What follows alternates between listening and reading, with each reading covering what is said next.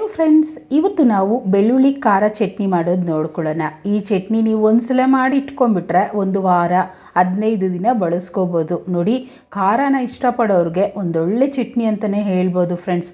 Okay, ಮಾಡೋದು ಹೇಗೆ ಅಂತ ನೋಡ್ಕೊಳ್ಳೋಣ. ವಿಡಿಯೋ ಸ್ಕಿಪ್ ಮಾಡಬೇಡಿ. ಮೊದಲನೇದಾಗಿ ಚಿಕ್ಕ ಕಡಾಯಿ ಬಿಸಿ ಮಾಡ್ಕೊಂಡಿದ್ದೀನಿ. ಒಂದು ಟೀ ಸ್ಪೂನಷ್ಟು ಮಾತ್ರ ಎಣ್ಣೆನ ಸೇರಿಸ್ಕೊಳ್ತಾ ಇದ್ದೀನಿ. ಹಾಗೆ 1 ಟೇಬಲ್ ಸ್ಪೂನಷ್ಟು ಧನಿಯಾ ಕಾಳನ್ನು ಹಾಕ್ಕೊಳ್ತೀನಿ. ನಂತರ ಅರ್ಧ ಟೇಬಲ್ ಸ್ಪೂನಷ್ಟು ಜೀರಿಗೆನ ಹಾಕ್ಕೊಳ್ತೀನಿ. ಹಾಗೆ ಅರ್ಧ ಟೇಬಲ್ ಸ್ಪೂನಷ್ಟು ಸಾಸಿವೆನ ಸೇರಿಸ್ಕೊಳ್ತೀನಿ. ನೋಡಿ, ಮೊದಲು ನೀವು ಸ್ಟವನ್ನು ಸಿಮ್ಮಲ್ಲಿ ಇಟ್ಕೊಂಬಿಡಿ. ನಂತರ ಕೈ ಬಿಡ್ದಿರ ಚೆನ್ನಾಗಿ ಫ್ರೈ ಮಾಡಬೇಕು. ನೋಡಿ, ಇದನ್ನು ನಾವು ಮತ್ತೆ ಬೇಯಿಸೋದಿಲ್ಲ. ಅದರಿಂದ ಎಷ್ಟಾಗುತ್ತೋ ಅಷ್ಟು ಹಸಿ ವಾಸನೆ ಹೋಗೋವರೆಗೂ ಫ್ರೈ ಮಾಡ್ಕೊಂಬಿಡಿ. ರುಚಿ ತುಂಬ ಚೆನ್ನಾಗಿರುತ್ತೆ. ನಾವು ಇದೆಲ್ಲ ಒಂದೊಂದೇ ಇಂಗ್ರೀಡಿಯೆಂಟ್ಸ್ನ ಚೆನ್ನಾಗಿ ಫ್ರೈ ಮಾಡ್ಕೊಳ್ಳೋದ್ರಿಂದ. ನೋಡಿ, 3/4 ಭಾಗದಷ್ಟು ಫ್ರೈ ಆಗಿದೆ. ಈ ಜಾಗದಲ್ಲಿ ಖಾರಕ್ಕೆ 6 ಅಥವಾ 7 ಒಣಮೆಣಸಿನ್ಕಾಯಿ ಹಾಕ್ತಾ ಇದ್ದೀನಿ.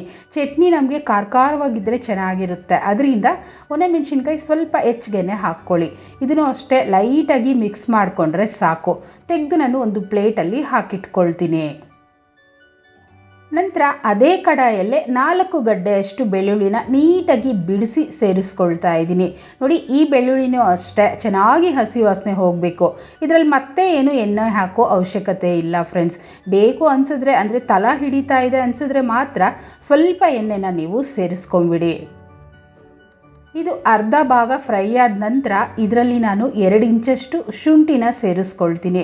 ಹಾಗೆಯೇ 3 ಅಥವಾ 4 ಕಡ್ಡಿಯಷ್ಟು ಕರಿಬೇವನ್ನು ಸೇರಿಸ್ಕೊಳ್ತಾ ಇದ್ದೀನಿ. ಈ ಚಟ್ನಿನಲ್ಲಿ ಕರಿಬೇವಿನ ಫ್ಲೇವರ್ ತುಂಬ ಚೆನ್ನಾಗಿರುತ್ತೆ.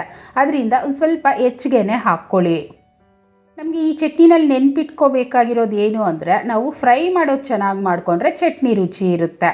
ಓಕೆ, ಇದು ರೆಡಿ ಆಯಿತು. ಅದೇ ಪ್ಲೇಟಲ್ಲೇ ತೆಗೆದಿಟ್ಕೊಳ್ತೀನಿ. ನಂತರ ಒಂದು ಚಿಕ್ಕ ನಿಂಬೆಹಣ್ಣು ಸೈಜಲ್ಲಿ ಹುಣಸೆ ಹುಳಿನ ಸೇರಿಸ್ಕೊಳ್ತಾ ಇದ್ದೀನಿ. ನೋಡಿ, ಇದನ್ನು ಒಂದು ಸ್ವಲ್ಪ ಕ್ಲೋಸ್ ಮಾಡಿಬಿಡೋಣ. ಅಂದರೆ ಆ ಬಿಸಿನಲ್ಲಿ ಹುಣಸೆ ಹುಳಿ ಸ್ವಲ್ಪ ಮೆತ್ತಗಾಗುತ್ತಲ್ವ, ಆಗ ಗ್ರೈಂಡ್ ಮಾಡೋದಕ್ಕೂ ಚೆನ್ನಾಗಿರುತ್ತೆ. ಈಗ ನೋಡಿ, ಇದು ಪೂರ್ತಿ ತಣ್ಣಗಾಗಬೇಕು. ನಂತರನೇ ಗ್ರೈಂಡ್ ಮಾಡ್ಕೊಳ್ಳೋಣ. ಬಿಸಿ ಇರೋವಾಗ ಏನಾದರೂ ಗ್ರೈಂಡ್ ಮಾಡಿಬಿಟ್ರೆ ನಮಗೆ ಚಟ್ನಿ ತುಂಬ ಬೇಗ ಕೆಟ್ಟೋಗುತ್ತೆ. ಅದರಿಂದ ಒಂದು 10 ನಿಮಿಷ ಬಿಟ್ಬಿಟ್ಟು ನಂತರ ನಾನು ಮಿಕ್ಸಿ ಜಾರಲ್ಲಿ ಸೇರಿಸ್ಕೊಳ್ತೀನಿ. ಇದು ಪೂರ್ತಿ ಹಾಕಿದ ನಂತರ ನೀವು ಸ್ವಲ್ಪ ನೀರನ್ನು ಹಾಕ್ಕೊಳ್ತಾ ಮಿಕ್ಸಿ ಆನ್ ಮಾಡಿ ಆಫ್ ಮಾಡಿ ಗ್ರೈಂಡ್ ಮಾಡ್ಕೊಳ್ಳಿ. ಅಂದರೆ ತರ್ತರಿಯಾಗಿ. ಹಾಗೆ ಚಿಟಿಕೆಯಷ್ಟು ಹಿಂಗು ಹಾಕ್ಕೊಳ್ತಾ ಇದ್ದೀನಿ. ನಂತರ 1 ಟೇಬಲ್ ಸ್ಪೂನಷ್ಟು ಬೆಲ್ಲನ ಸೇರಿಸ್ಕೊಳ್ತಾ ಇದ್ದೀನಿ.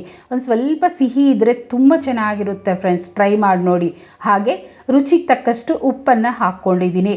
ನಿಮ್ಮ ಹತ್ರ ಓಲ್ಕಲ್ಲಿದ್ದರೆ ಓಲ್ಕಲ್ಲಲ್ಲಿ ರುಬ್ಕೊಂಡ್ಬಿಟ್ರೆ ಇನ್ನೂ ರುಚಿಯಾಗಿ ಬರುತ್ತೆ. ಓಕೆನಾ, ಗ್ರೈಂಡ್ ಮಾಡ್ಕೊಳ್ಳೋಣ. ನೋಡಿ ಫ್ರೆಂಡ್ಸ್, ಈ ರೀತಿ ತರ್ತರಿಯಾಗಿ ಮಾಡ್ಕೊಂಡಿದ್ದೀನಿ. ನೋಡ್ತಿದ್ರೆ ನಾಲ್ಗೆಲ್ಲಿ ನೀರು ಬರ್ತಾ ಇದೆ. ಅಷ್ಟು ಖಾರವಾಗಿ ಹುಳಿಯಾಗಿ ತುಂಬ ಚೆನ್ನಾಗಿರುತ್ತೆ ಈ ಚಟ್ನಿ ಅಂತೂ. ಬೌಲಲ್ಲಿ ತೆಗೆದಿಟ್ಕೊಳ್ತಾ ಇದ್ದೀನಿ. ನೀವು ಫ್ರಿಜ್ಜಲ್ಲಿ ಒಂದು ಬಾಕ್ಸಲ್ಲಿ ಹಾಕಿ ಇಟ್ಕೊಂಡ್ಬಿಟ್ರೆ 15 ದಿನ ಬಳಸ್ಬೋದು. ಆಚೆ ಇಟ್ಟು ಬಳಸೋದಾದರೆ 5 ಅಥವಾ 6 ದಿನ ಆರಾಮಾಗಿ ಬಳಸ್ಕೋಬೋದು. ಬ್ಯಾಚುಲರ್ಸ್ಗಂತೂ ಒಂದೊಳ್ಳೆ ರೆಸಿಪಿ ಅಲ್ವಾ. ಏಕೆ ಅಂದರೆ ಒಂದ್ಸಲ ಮಾಡಿ ಇಟ್ಕೊಂಡ್ರು 1 ವಾರ ಬಳಸ್ಕೋಬೋದು. ಓಕೆ, ಈಗ ನಾನು ಇಡ್ಲಿ ಜೊತೆ ಸರ್ವ್ ಮಾಡ್ಕೊಳ್ತೀನಿ. ನೀವು ಚಪಾತಿ, ದೋಸೆ, ಇಡ್ಲಿಗೂ ಮಾಡ್ಬೋದು. ಬಿಸಿ ರಾಗಿ ಮುದ್ದೆ ಮತ್ತು ರೈಸ್ ಜೊತೆ ಮಾಡ್ಕೊಳ್ತೀನಿ ಅಂದರೂ ಮಾಡ್ಕೊಳ್ಬೋದು. ಓಕೆನಾ, ಇದೇ ರೀತಿ ನೀವು ಟ್ರೈ ಮಾಡಿ ನೋಡಿ. ಹೇಗೆ ಬಂತು ಕಮೆಂಟ್ ಮಾಡಿ, ಮತ್ತು ಲೈಕ್ ಮಾಡಿ, ಶೇರ್ ಮಾಡಿ. ನಂತರ ಚಾನಲ್ನ ಸಬ್ಸ್ಕ್ರೈಬ್ ಮಾಡಲಿಲ್ಲ ಅಂದರೆ ಮೊದಲನೇದಾಗಿ ಸಬ್ಸ್ಕ್ರೈಬ್ ಮಾಡ್ಕೊಳ್ಳಿ. Thanks for watching.